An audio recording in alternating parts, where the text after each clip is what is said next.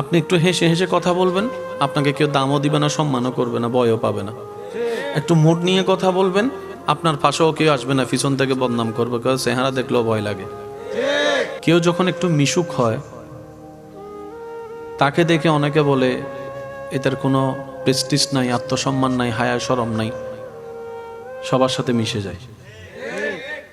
আবার সে মানুষটা যখন ওই কথাগুলাকে কানে নিয়ে নিজেকে রিজার্ভ করে ফেলে, কারোর সাথে মিশে না, কথা বলে না, বলে যে দেখ না তার বাপটা কেমন, অহংকারটা কেমন, মিশলো জ্বালা, না মিশলো জ্বালা।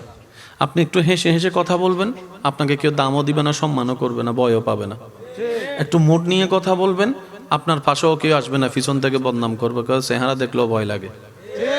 আপনি খাইলেও জ্বালা, না খাইলেও জ্বালা, হাঁটলেও জ্বালা, বসলেও জ্বালা, ঘুমাইলেও জ্বালা, না ঘুমাইলেও জ্বালা, বেশি মিশলেও জ্বালা, কম মিশলেও জ্বালা, কথা বললেও জ্বালা, কথা না বললেও জ্বালা।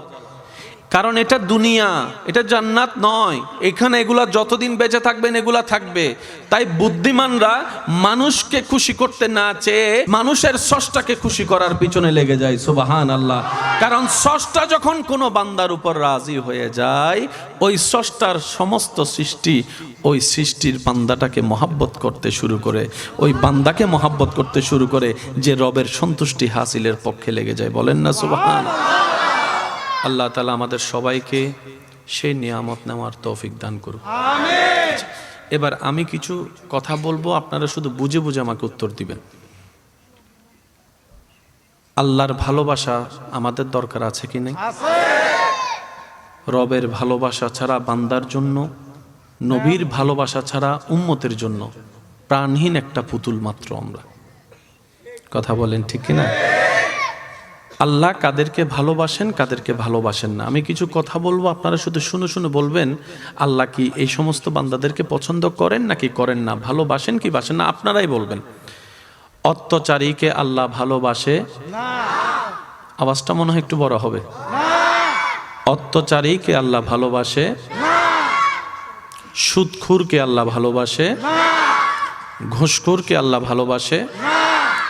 বেয়াদবকে আল্লাহ ভালোবাসে না। ঝগড়াটিকে আল্লাহ ভালোবাসে না। প্রতারককে আল্লাহ ভালোবাসে না। 2 নম্বরই যারা করে তাদেরকে আল্লাহ ভালোবাসে না। আল্লাহর সীমাকে লঙ্ঘন যারা করে তাদেরকে আল্লাহ ভালোবাসে না। মুরব্বির সাথে যারা বেয়াদবি করে তাদেরকে আল্লাহ ভালোবাসে না। মা বাবার সাথে যারা অত্যাচার করে, মা বাবাকে কষ্ট দেয় অন্যায়ভাবে, তাদেরকে আল্লাহ ভালোবাসে না। যৌতুকের কারণে বউয়ের উপর গায়ে হাত তুলে তাদেরকে আল্লাহ ভালোবাসে না। একটু জোরে বলি। ওজনে 19-20 করে যারা, তাদেরকে আল্লাহ ভালোবাসে না। রাস্তা যারা বন্ধ করে, পানি যারা বন্ধ করে, তাদেরকে আল্লাহ ভালোবাসে না। যারা অন্যের বিয়ে ভঙ্গন করে দেয় ভৌনি দিয়ে, তাদেরকে আল্লাহ ভালোবাসে না। গীবত করে পিছনে পেঁচ লাগাই দেয়, পিন মেরে দেয়, তাদেরকে আল্লাহ ভালোবাসে না। এই সমস্ত কাজ থেকে আল্লাহ যেন আমাদেরকে হেফাজত করে। এবার বলবো, এগুলার উত্তর আপনারা দিবেন। ফরহেজগার বান্দাকে আল্লাহ ভালোবাসে। মাশাআল্লাহ, আরেকটু জোরে। ফরহেজগার বান্দাকে আল্লাহ ভালোবাসে। মুত্তাকিন বান্দাকে আল্লাহ ভালোবাসে। সৎ বান্দাকে আল্লাহ ভালোবাসে। ভদ্র বান্দাদেরকে আল্লাহ ভালোবাসে। নম্র বান্দাদেরকে আল্লাহ ভালোবাসে। সহযোগিতাকারী বান্দাদেরকে আল্লাহ ভালোবাসে। উপকারী বান্দাদেরকে আল্লাহ ভালোবাসে। ধৈর্যশীল বান্দাদেরকে আল্লাহ ভালোবাসে। সহ্য যারা করে রবের সন্তুষ্টির দিকে তাকিয়ে, তাদেরকে আল্লাহ ভালোবাসে। নামাজীদেরকে আল্লাহ ভালোবাসে। রোজাদারকে আল্লাহ ভালোবাসে। মা বাবাকে খুশি করে চলে এমন সন্তানকে আল্লাহ ভালোবাসে। স্বামী হিসেবে স্ত্রীর হক, স্ত্রী হিসেবে স্বামীর হক যারা আদায় করে, তাদেরকে আল্লাহ ভালোবাসে। বড়দেরকে যারা সম্মান করে, ছোটদেরকে যারা স্নেহ করে, তাদেরকে আল্লাহ ভালোবাসে। যে যার যতটুক সম্পত্তি প্রাপ্য তাকে সম্পত্তি যে দিয়ে দেয়, তাদেরকে আল্লাহ ভালোবাসে। যারা ধৈর্য ধারণ করে, তাদেরকে আল্লাহ ভালোবাসে। একবার বলি সুবহানাল্লাহ। আল্লাহ আমাদেরকে যে হায়াতটা দিয়েছেন, এই হায়াতের মেইন অর্থটা কি? এক কথায় বুঝি, পরকালীন সুন্দর জীবন পাওয়ার জন্য আল্লাহ আমাদেরকে একটা সুযোগ দিয়েছেন। আর একটু মহাব্বতে সুবহানাল্লাহ বলা যায়। পরকালীন জীবনকে সুন্দর করার জন্য আল্লাহ তাআলা আমাদেরকে যে সুযোগটা দিয়েছেন, এটার নামে হায়াত, এটার নামে জীবন। আল্লাহ কিন্তু একবারও বলে নাই খাওয়া দাওয়া বন্ধ কর, আমাকে খুশি করতে লেগে যা। একবারও বলে নাই। ব্যবসা করতে পারবি না, চাকরি করতে পারবি না, আল্লাহ একবারও বলে নাই। আল্লাহ এটা পর্যন্ত বলে নাই ঘর থেকে বের হয়ে রাস্তায় যেতে পারবি না, বন্ধু বান্ধবের সাথে দেখা করতে পারবি না, কথা বলতে পারবি না, শুধু আমাকে নিয়ে থাকবি। আল্লাহ একটাবারও বলে নাই। আল্লাহ তাআলা বলেছেন সব কর, কিন্তু প্রত্যেকটা করা যেন আমার নবীর দেওয়া সুন্নত মোতাবেক হয়, তাহলে তোর করায় করা হবে, সুন্নতে সুন্নত আদায় হবে, আমি রব খুশি হয়ে যাব, তোর করার উপর খুশি হয়ে আমি আল্লাহ সওয়াবের ব্যবস্থা করে দেব। সুবহানাল্লাহ। করতে নিষেধ করেননি, তবে আল্লাহ চেয়েছেন, আল্লাহ চাচ্ছেন আমরা যেন কাজগুলোকে সুন্নত মোতাবেক করি।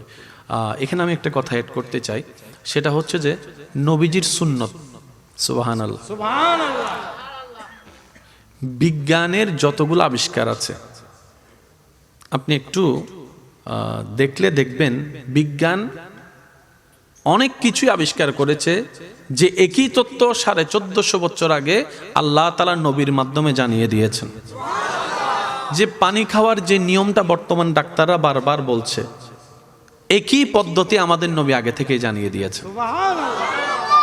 নবীজির প্রত্যেকটা সুন্নত নিয়ে যদি আপনি ঠান্ডা মাথায় একটু গবেষণা করে দেখবেন, দেখলে দেখবেন আপনি সেখানে রাষ্ট্রবিজ্ঞানও পাবেন, সমাজ বিজ্ঞানও পাবেন, অর্থনীতিও পাবেন, আপনি সেখানে চিকিৎসা বিজ্ঞানও পাবেন। প্রত্যেকটা সেক্টরে আল্লাহ নবীকে দিয়ে কাজ করিয়ে দিয়েছেন। বলেন সুবহান। আল্লাহ আমাদেরকে নবীজির সুন্নত মেনে চলার তৌফিক দান করুন। আমিন। সৃষ্টি জগতে আল্লাহ তাআলা